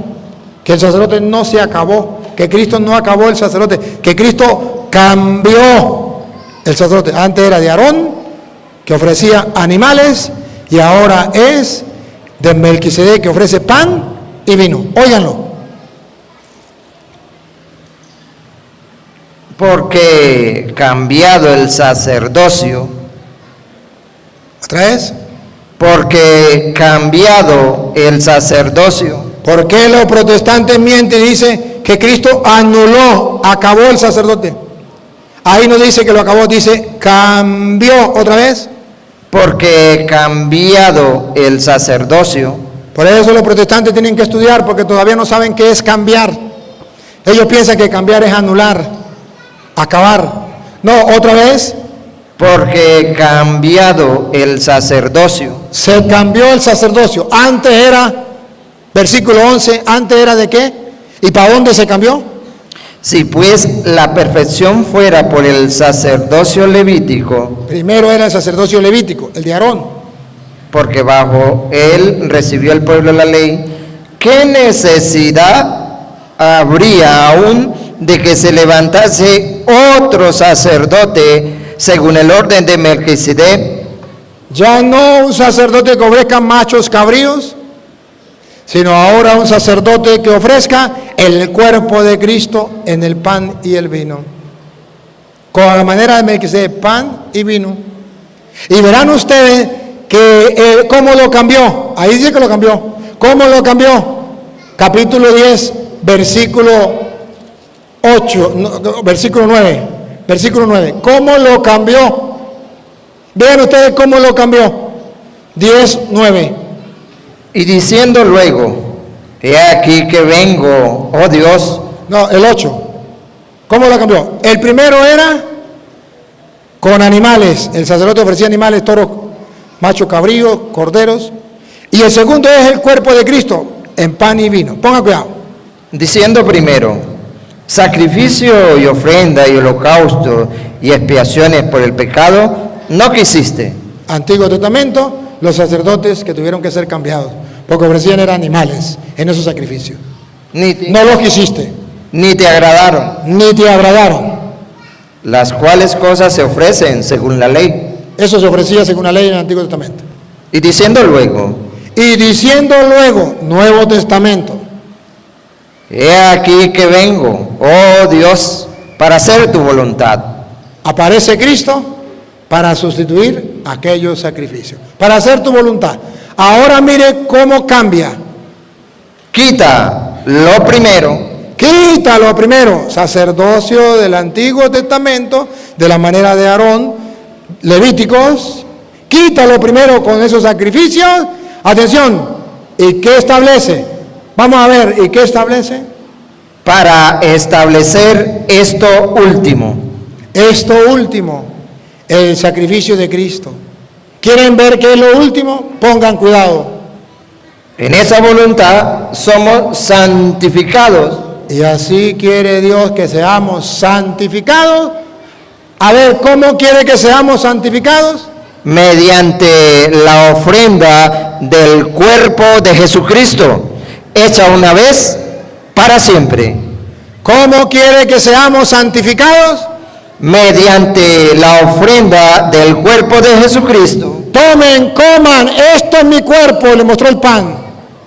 Seamos santificados por medio del cuerpo de Cristo, en la Eucaristía. hecha una vez para siempre. Y se hizo una vez y será para siempre. ¿Qué significa? Para siempre, ¿qué significa? ¿Que cuando vengan los evangélicos va a cambiar? No, para siempre significa que aunque vengan los evangélicos, esto no va a cambiar. Y voy a terminar con Pablo. Ay, no, todavía me falta una más. Ya termino. Pablo, Primera de Corintios, la segunda lectura de hoy. Primera de Corintios, capítulo 11, versículo 23. Entonces van a mostrar cómo Pablo viene a decirnos que él, lo mismo que hizo Cristo, él lo hace y quiere que nosotros lo hagamos. Porque Jesús dijo, hagan esto en memoria mía. Vamos a ver. Porque yo recibí del Señor. El Señor dijo, hagan esto. Y dice Pablo, yo lo recibí del Señor. Lo que también os he enseñado. Ustedes tienen que hacerlo porque Él dijo, hagan esto. Él lo mandó y ustedes tienen que hacerlo. lo que a la vez les he enseñado. Así se prolonga la Eucaristía y el sacerdocio. Que el Señor Jesús, la noche que fue entregado, tomó pan, y habiendo dado gracia, lo partió y dijo: tomad, comed, esto es mi cuerpo, que por vosotros es partido.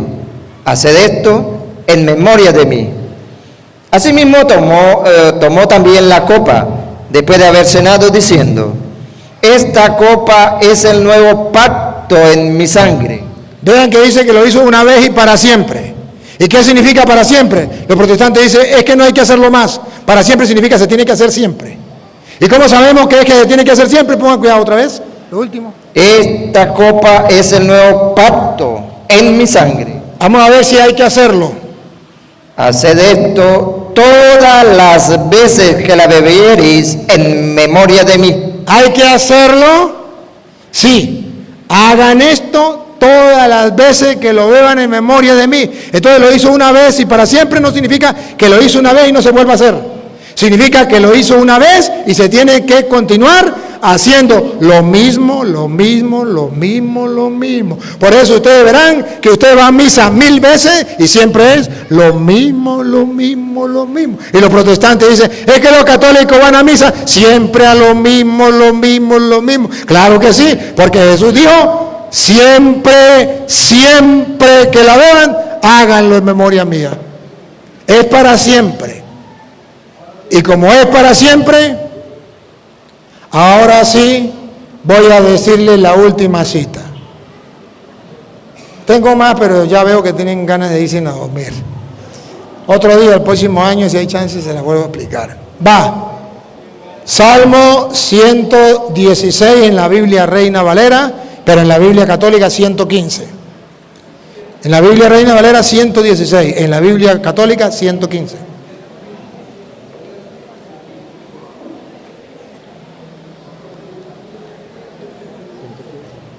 Y como aquí tenemos la Reina Valera, entonces 116.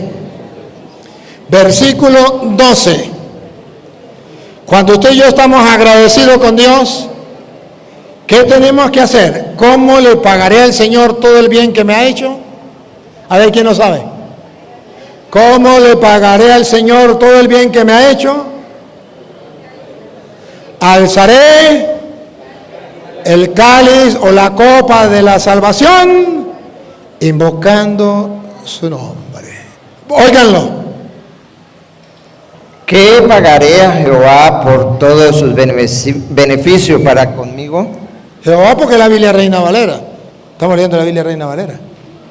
¿Cómo pagaré? Si tiene la Biblia católica por ahí, Luz, la lee usted aquí para comparar las dos. A ver, otra vez. ¿Qué pagaré a Jehová por todos sus beneficios para... ¿Qué haré yo para pagarle a Dios todos los beneficios que Él ha hecho en mi vida? Dice el salmista. ¿Qué tengo que hacer? ¿Meterme evangélico?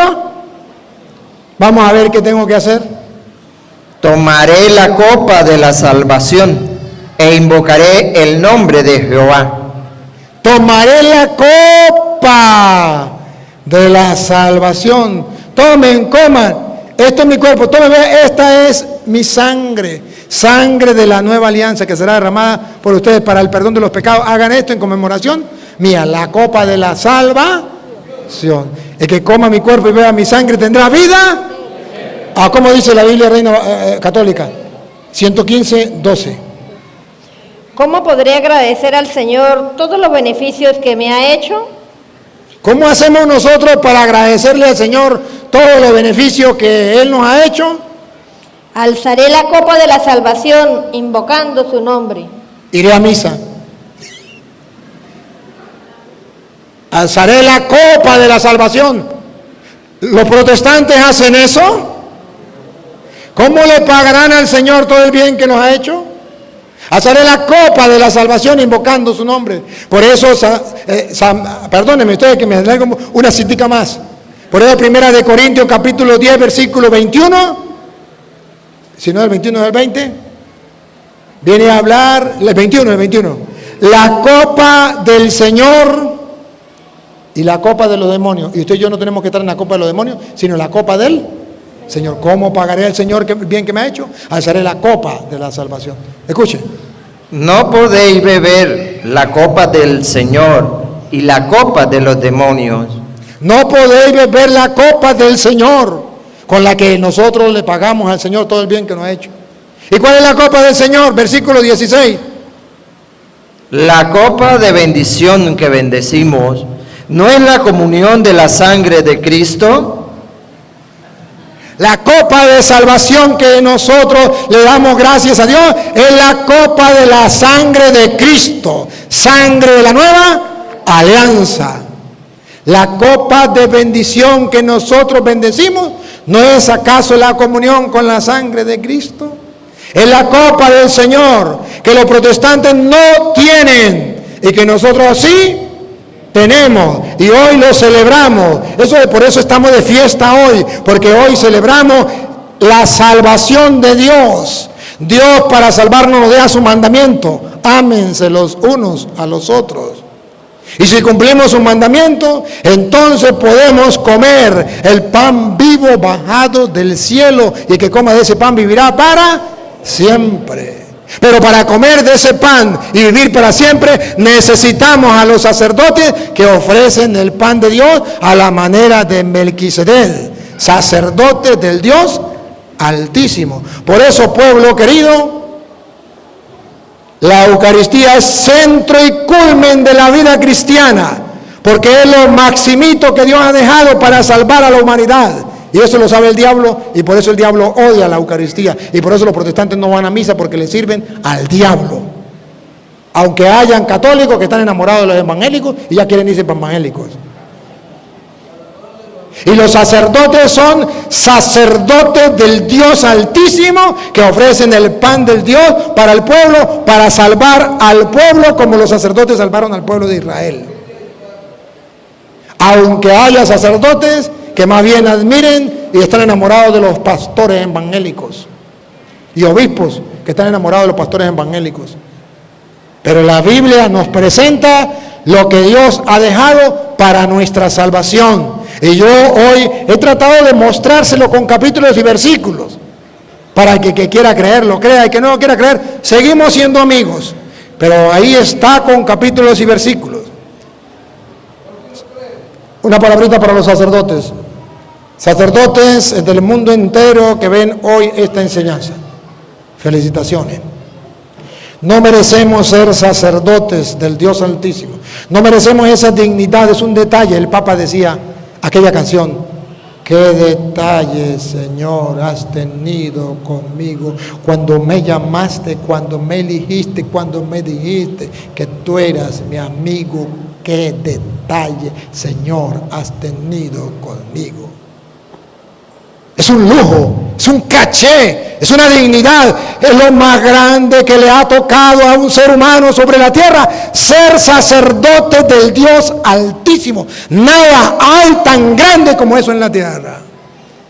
Que San Pablo llegó a decir, no lo voy a leer, tarea para la casa, 2 de Corintios 5:20, somos embajadores de Cristo en la tierra. Y es como si Dios mismo hablara a través de nuestra boca. ¡Qué caché! Por eso los pastores evangélicos nos odian y nos envidian, porque ellos no pueden hacer lo que nosotros hacemos, darle el pan de Dios y la salvación a la gente. Sacerdotes, tenemos en vasijas de barro un tesoro muy grande. Jóvenes, niños, lo más grande que usted puede hacer sobre la tierra es ser sacerdote del Dios Altísimo.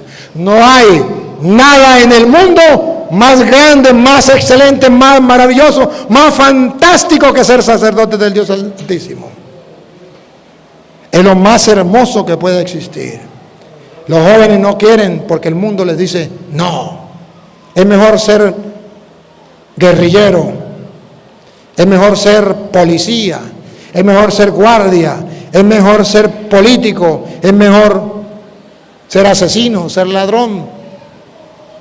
Pero no, es mejor ser sacerdote. Y ojalá que muchos jóvenes se animen a ser sacerdotes del Dios Altísimo.